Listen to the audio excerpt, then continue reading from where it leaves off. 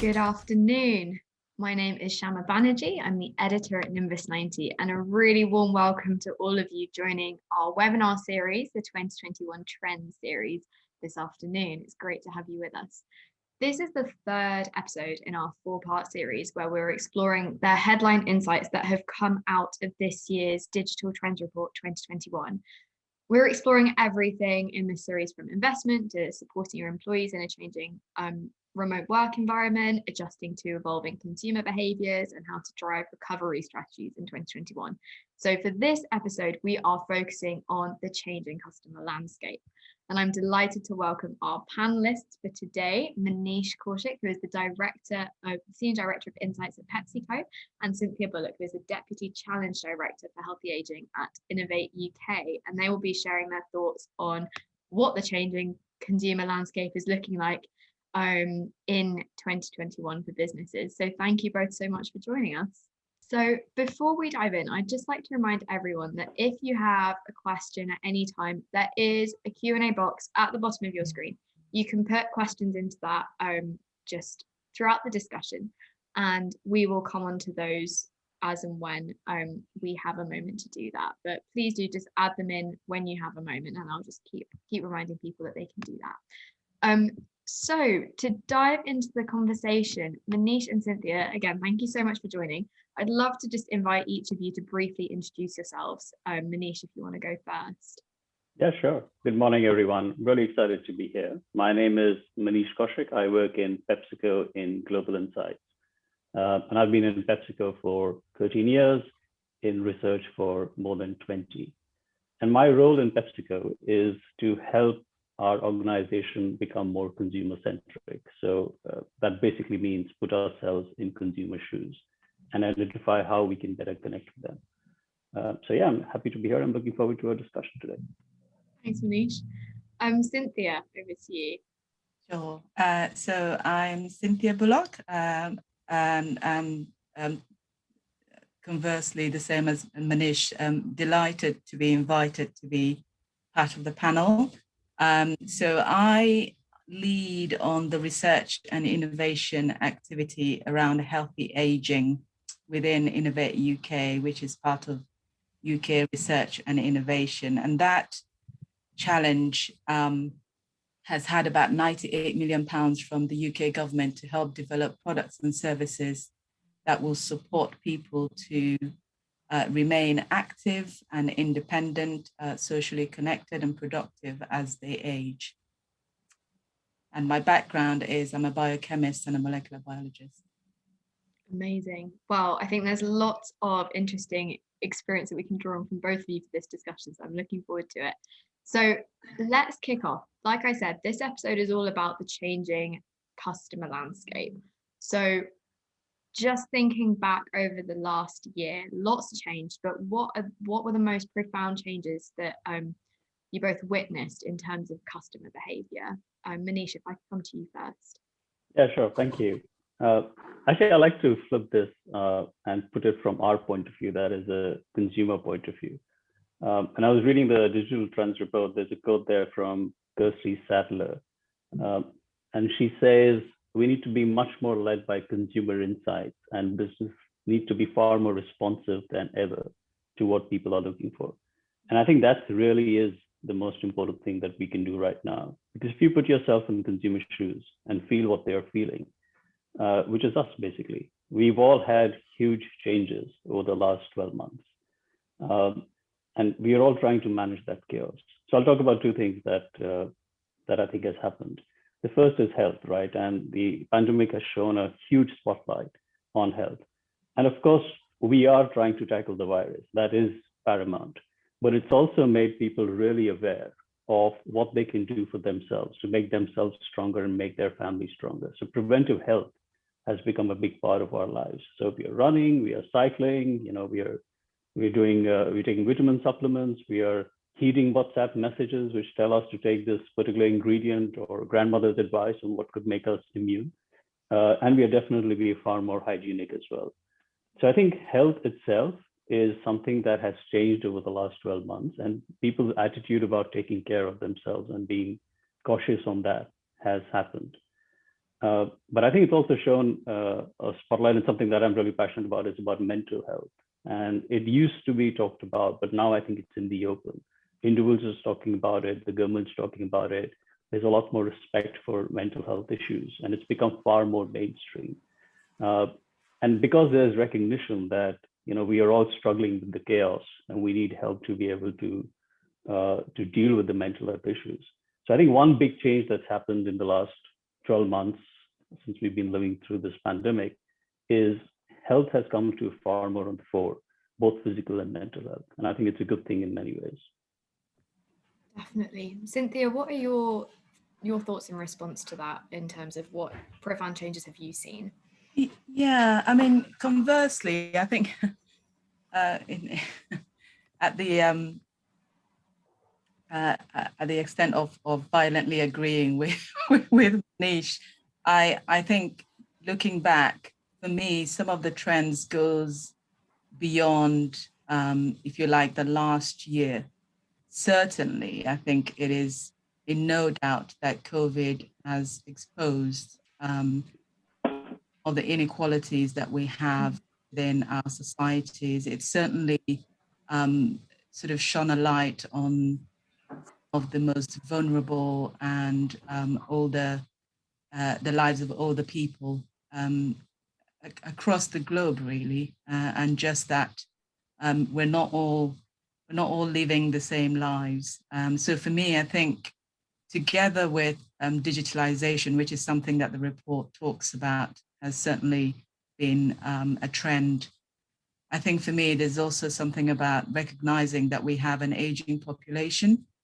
And this isn't a phenomenon that is particularly unique to the UK. This is a global thing. Most developed economies have population.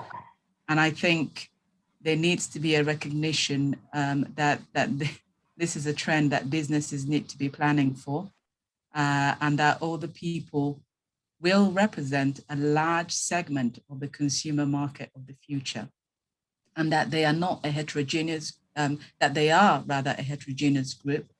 So they're not all, sort of the same. They don't all like the same things, and that something, there needs to be an awareness of the characteristics that makes them all different, and that some of them might have absolutely little or no association with their actual chronological age.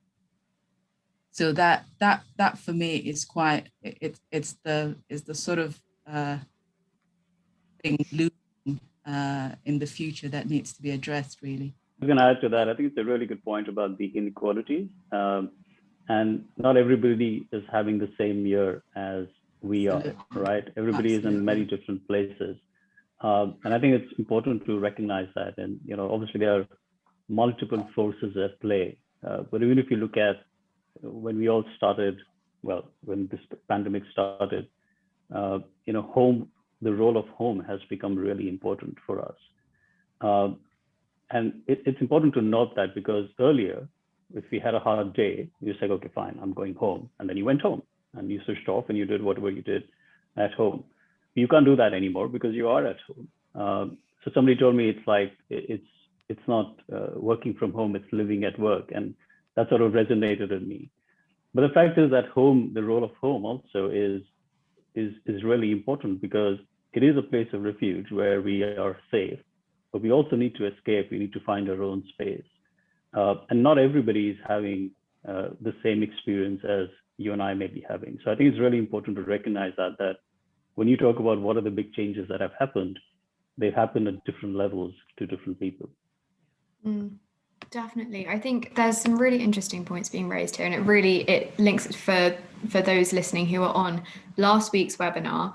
There are definitely that kind of those same patterns. If we don't know what's going on with those different people's lives and what's happening there. So I think there's, that same pattern drawing through employees as well as consumers. We've just had a question come through, which I think is interesting to pull in now. So this question says, how is basic fear, i.e. family bereavement, job loss, income loss, on the back of COVID-19 impacting consumer behaviour in your view? Maneesh, I don't know if you've got thoughts on that first. I mean, there's a lot of reasons there, but I think one of the things that's happening because of the economy or the financial uncertainty and the lockdown is that people are beginning to be a little bit more conservative, right? And find joy in simple things.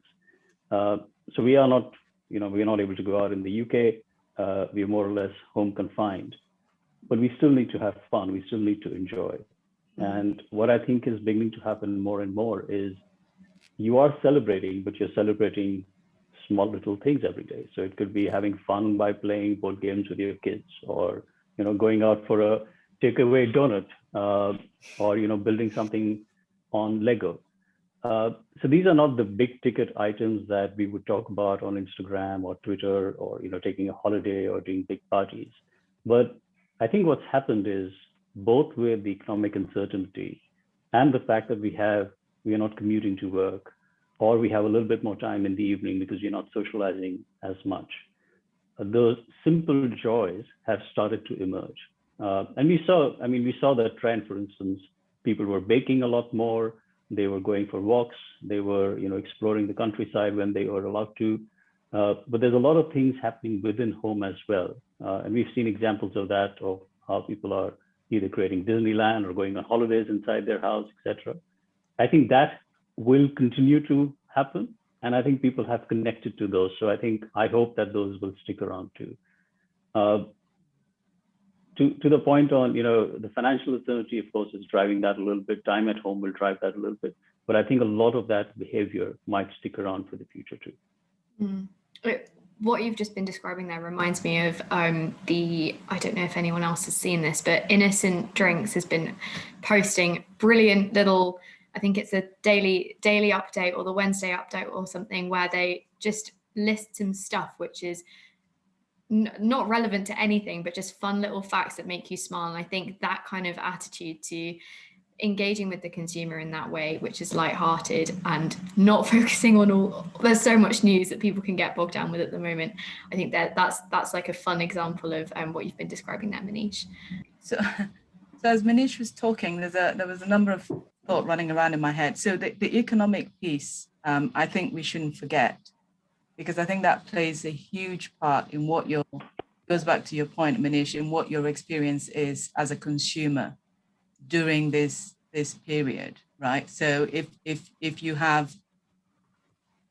kind of from a specific socioeconomic group and you have that the kind of the financial freedom to be able to enjoy and experience some of those things, then absolutely. Well, of course, you're having, COVID has given you, if you like, an opportunity to spend more time with family.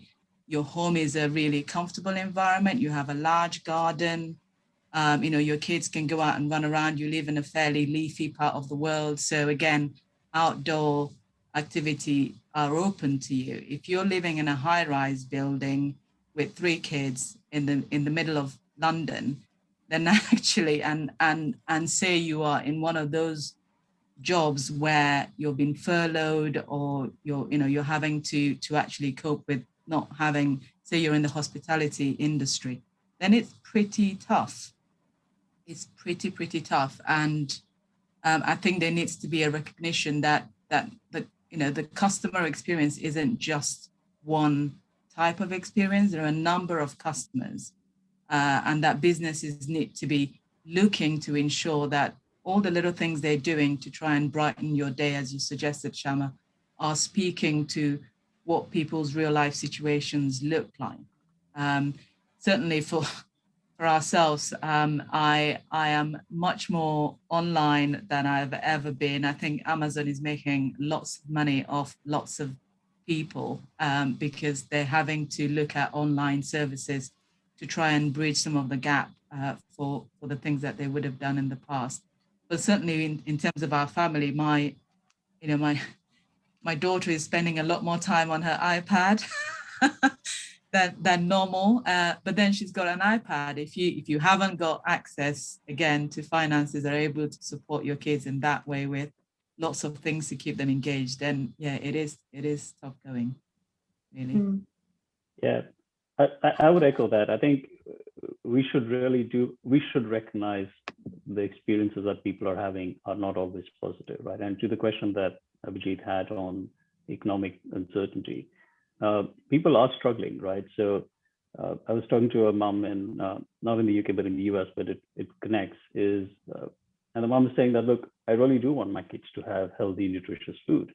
And I would continue to do that for them. But right now, we have to make some choices in terms of what is affordable versus what's very healthy and nutritious, which could be sometimes more expensive.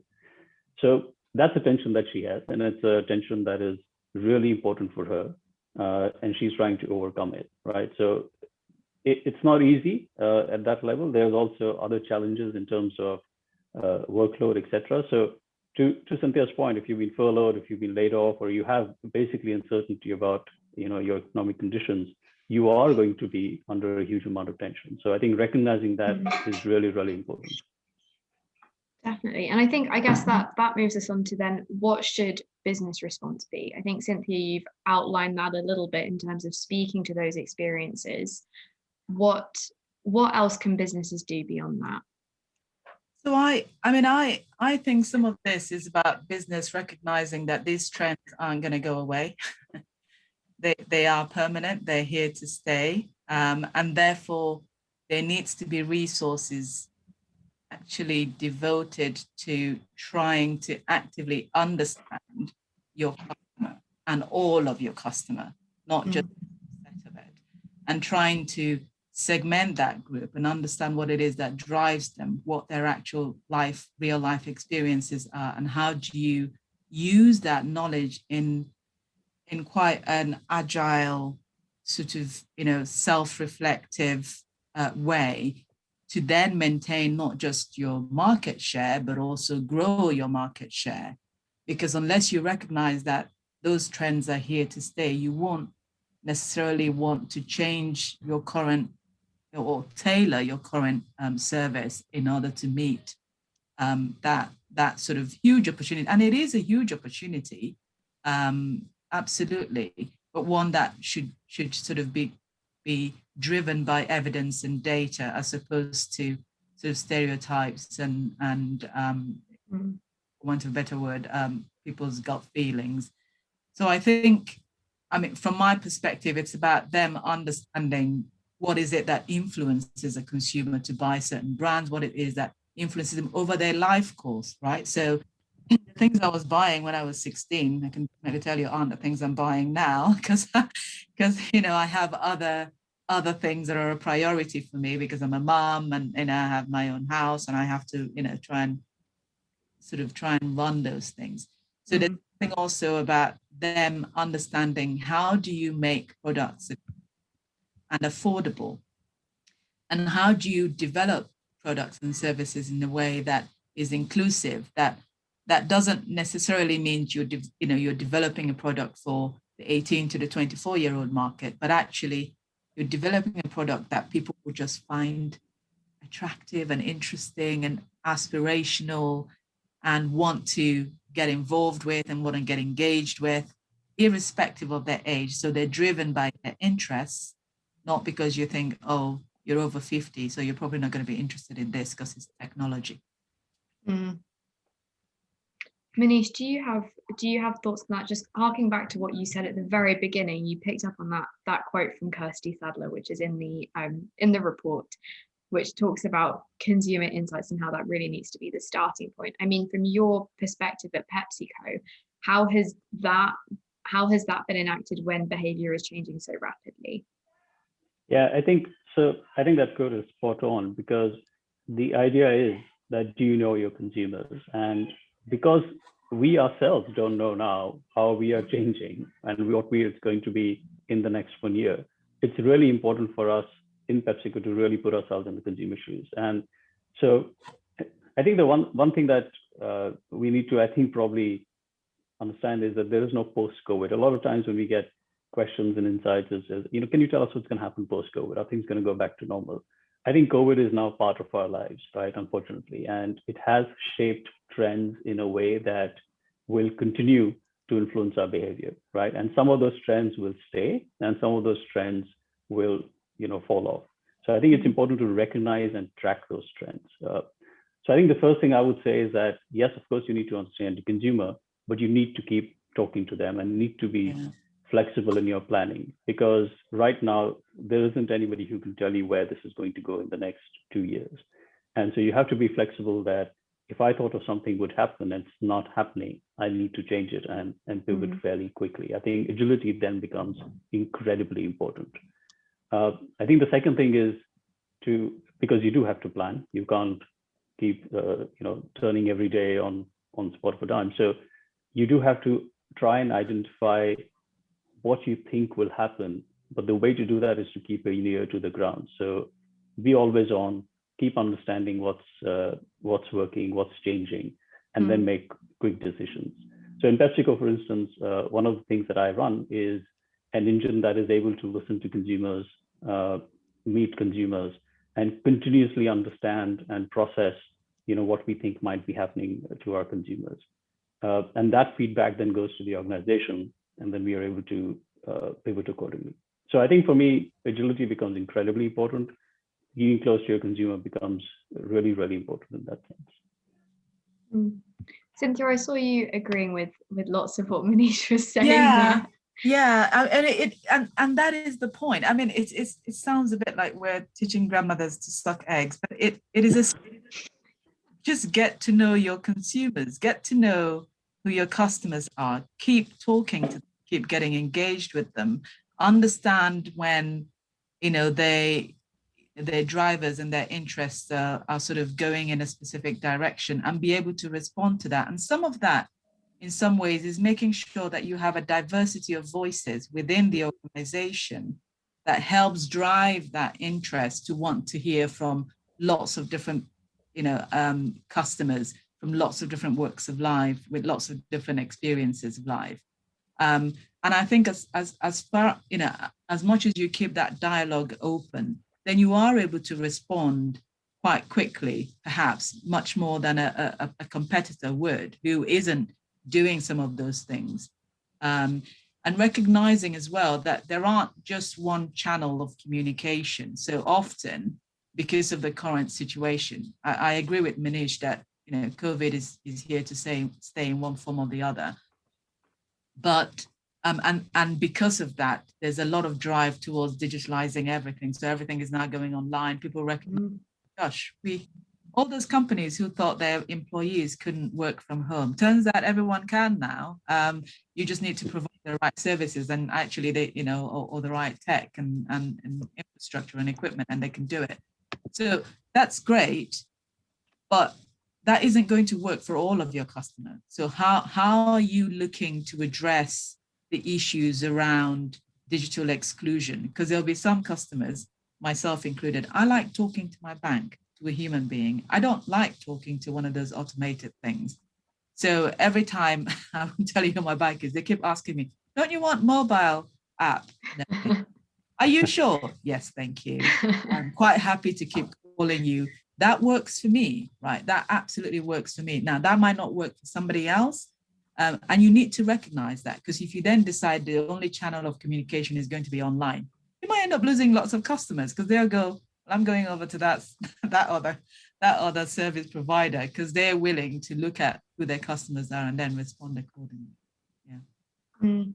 I think that's a very interesting point that you bring up, Cynthia, because one of the big shifts that we've seen coming out of the report this year is that shift to the online, that shift to digitizing all experiences. Many organizations are saying that they want to move more and more to augmented reality, virtual reality, chatbots, all of those experiences where I think it's interesting, your point that it's actually about what does the consumer want in that situation. Actually, they might just want to talk to a human being. And I think if we take that, I think that brings us on to this concept of humanizing the experience. If we're moving into that more digital world, how can businesses continue to humanize what they are offering their consumers? So I think humanizing I was just reading the Q&A, but there's an interesting point that we can come to that later. Yeah. What does humanizing mean for us in PepsiCo? I think a lot of times for us, we don't necessarily have that direct interaction as a person to person as a company. It's a product that's interacting in that particular moment, right? So you consume Walkers if you're having you want to celebrate, or you're having a party within your house, or you have Pepsi for if you're on a Zoom call and you want to celebrate on that, whatever the case may be. I think it's enhancing that moment of consumption is what humanizing could mean for us. So I'll give you an example. Over the last 12 months, we've been cooking at home a lot of times, and we've seen consumers use our products in multiple different ways that we haven't thought of, which are actually very innovative and very smart. So we've been making sandwiches at home and using crisps for chips in a certain way, or we've been creating different dishes using Quaker and so on. I think that itself is lending a level of enhancement to how they're consuming our products in a way that they would want to. So it could be a small treat yourself moment, or it could be a nostalgic moment to bring back memories of how my mom used to cook. And I think as PepsiCo, we would, and I speak for myself, but I would love to enhance that or encourage that behavior. So that allows you to have small little celebrations in your house. It allows you to go around the world because you can look at flavors of different countries sitting in your house, and you can consume those flavors.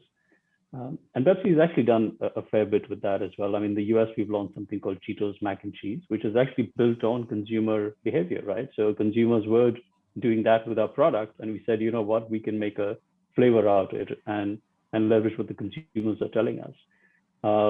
Consumers have been telling us that they were having trouble sleeping, and PepsiCo's launched a beverage that helps you sleep. It's called Drift Well. So I think there's a lot that's happened. The whole focus on health has meant that Quaker is also introducing recipes on how consumers can differentiate or have different ways of consuming Quaker. So if you don't have to have oats one way all the way.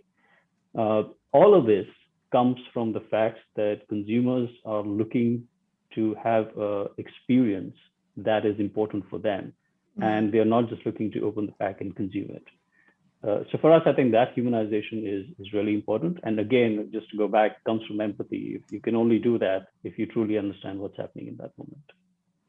I second that. I think I would, obviously, because I'm a scientist by background, I will broaden the humanizing aspect to what we call personalizing, right? So it's not necessarily, because not necessarily about putting the human in it. It's more about tailoring it to the person such that they feel that you really understand them. That's the ultimate end game, right? Where a customer genuinely feels that they're understood, and that the business that they're receiving a service from or a product from genuinely speaks to who they are.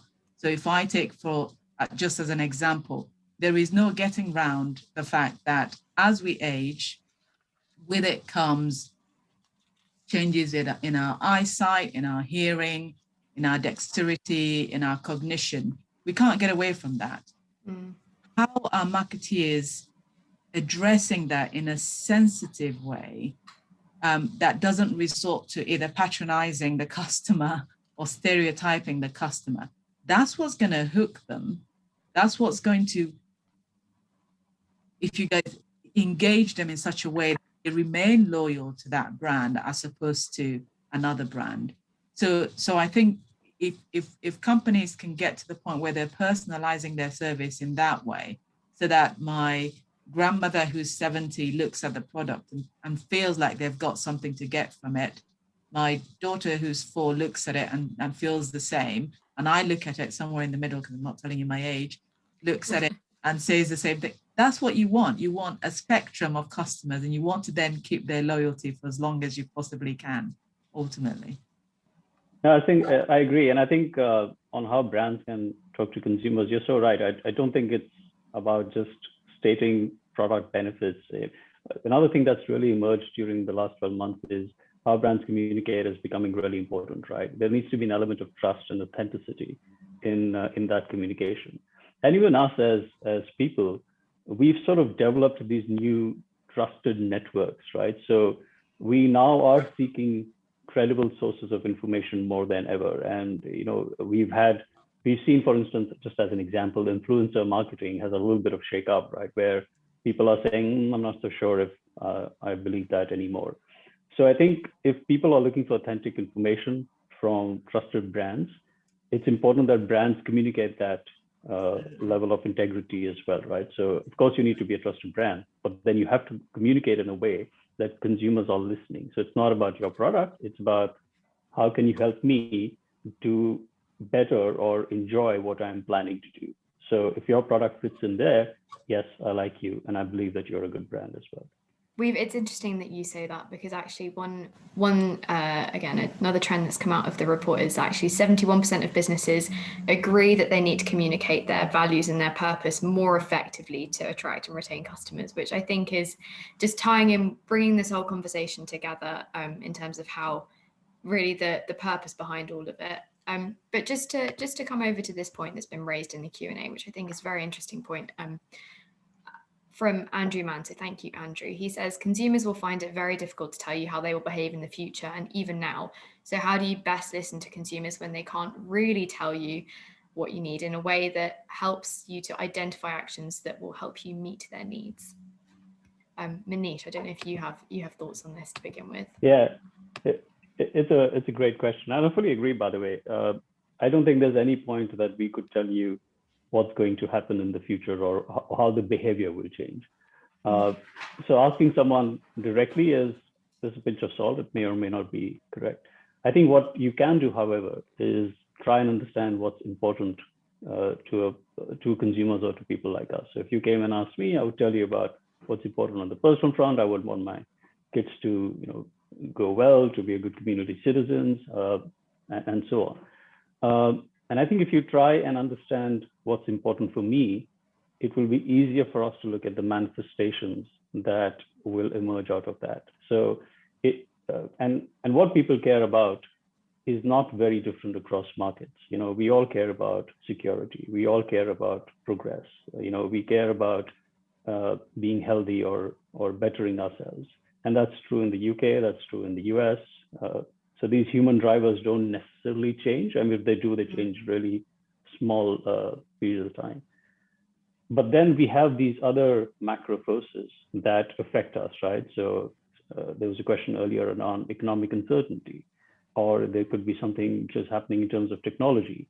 And I think when human drivers and these forces collide, that's when the trends will come. So if economic uncertainty and health is colliding, it could be about, Cynthia, to what you talked about earlier, about affordable nutrition, right? People do want to be healthy. They want to eat healthy food, but they still want to do it at something that they can afford and cannot be premium. So I think that's the way to look at it. It's not necessarily a direct linear question. It's really understanding the forces that are shaping us and then using those forces to interpret what we think might happen. But yeah, it's at best, it's going to be a fairly inaccurate science. You have to take a punt at some point. Well, there's lots of variables. Sorry, Cynthia. No. I was, as you were talking, Maneesh, I was thinking of a very kind of real life example of exactly what you are talking about. So the Ford Focus that was developed not as a kind of family car for people who want to put their children in a safe car as such. It was developed with the idea that it was going to be a medium-sized car that was accessible to everyone. They made sure that the doors opened in such a way that it would be easy for anyone with perhaps a dodgy hip or to be able to get in, or some sort of disability. The car effectively was designed and developed in an inclusive way. So it spoke to what would be functionally helpful to people, recognizing, as Maneesh said, that actually our wants and needs aren't different. Just because doesn't mean they don't want their children to aspire to do better as opposed to someone who's rich. Everyone is doing that aspiration pretty much in very similar ways. It is, if you like, the accessibility and the affordability that starts to bits of inequalities here and there. So the issue is, for me, if companies are willing to develop things not specifically for the 18 to 24-year-old market, but just develop things that are good, work well for everybody, then you then almost less likely need to worry about whether or not your customers' circumstances will change. Because if the stuff is still functional, still meeting a need, still aspirational, isn't a badge of infirmity, isn't stereotypical or patronizing, they will keep buying it. They will keep buying into it because it's functional and it meets the needs and is aspirational. Definitely. I think we've got another point that's just come through, which I think, Cynthia, relates back to some of the things that you were saying before, and also Maneesh, some of the things that you were saying just in terms of that humanizing aspect. So I'd just like to hark back to that conversation. This question says, how do you get the right balance between humanizing and personalizing customer experience? Companies want to provide a human touch which makes customers feel valued and listens to what they say, but how do you avoid the fear of organizations storing large volumes of data about customers and knowing too much? So it's that interesting tension there. So yeah, so being in a science field, so I think there is definitely something there about the amount of data that's available out there about us being held by what feels like faceless organizations where there isn't a level of transparency. But I think that's what's driving the fear, is the lack of transparency and understanding of what that data is and how that data is being used, which makes perfect sense to anyone. So for me, it isn't so much about the data, is the lack of transparency about what the data is and how the data is being used. And therefore, because you go into a kind of social contract with to a certain extent with your, with the businesses that you get engaged with, there's a level of trust there that whatever they are doing and whatever they're collecting, they're doing it for your benefit. They're doing it to use it in such a way to tailor the service that they're providing to you for your benefit, right? So it's not just to improve their bottom line, it's not to return profit to their shareholders, it's not to manipulate you into buying stuff that you can't afford for their own benefit. There's a kind of understanding and a trust there. And I think that's what needs to be restored. So that the data that they have on you is relevant data and is data that's being used for your benefit in order to tailor the service, call it humanized, call it personalized, in order for you to benefit from that interaction. So I think that fundamentally what needs to happen in order to address some of that fear and some of that concern. And notwithstanding the kind of recent issues we've had around data, but in other parts of the world, unfortunately, that ends up driving the fear more because people feel like they're losing control of their own data. Yeah. I mean, Maneesh, in your line as an insights professional, what are your thoughts on this? I guess getting the value exchange right. Yeah, I think so. I mean, for me, I would say from an insights perspective, I think we're a little bit different from the question that's been asked, I think, which is definitely very relevant. And I think I agree with Cynthia on the point of transparency and trust. That will define the relationship. From asking consumers or listening to them, I think slightly different, because you don't really know who you're talking to in that sense. So it tends to be a much more hidden face and hence less risky for the individual. So I think we've touched on lots of points here, and just in terms of business response and how this behaviour is changing. I think just to finish up in the last couple of minutes, can we think about actually going forward beyond 2021, we've talked about lots of changes that have happened, lots of shifts. What are the ones that actually we really need to be thinking about as businesses that are the more permanent changes that will be with us for a long time? I think that's slightly an impossible question, but perhaps helpful to think about. In probably 5 years' time or so, if not more recent, or if not sooner, rather, about half of the population will be over 50. And 50-year-old will essentially control about 79% of all disposable wealth. This you can get your act together and think about a plan to access that market and recognize that they are not all the same. They all come from different walks of life and driven by their interests. The sooner that you will develop and create and maintain a long-lasting business going forward. Maneesh, what are your thoughts on that as a final point? Yeah, well, we can try and predict, as one of the questions was asked on how do we know. But I think a few things that we've seen as people are far more self-aware. They've either spent more time thinking about it or they've had the time to think about it. So health is a point that I raised earlier, where both physical and mental health is become more important for individuals. And I think what will happen is in the future, you will also have the government, the regulators, and other entities continue that conversation. So, it could be as basic as hygiene, but I think that conversation and that noise will continue over the next few years. So I think as a trend, that should continue to be important, as it has been in the past, but I think a little bit more action versus talk. I think the other thing that we've come to appreciate is the connections and the relationships that we seek. And that's not to say, again, that wasn't important earlier. I think it's just seen in a different light. And I think the pandemic has had a good way of shaking up those connections, friendships, relationships that you had into different piles. So I think people are going to be evaluating that and thinking about how they continue and connect with that. From a brand's point of view, I think these are important behavior changes. But brands also then need to recognize that consumers and people are also then beginning to think what we talked about earlier is how authentic and trusted you are as an organization.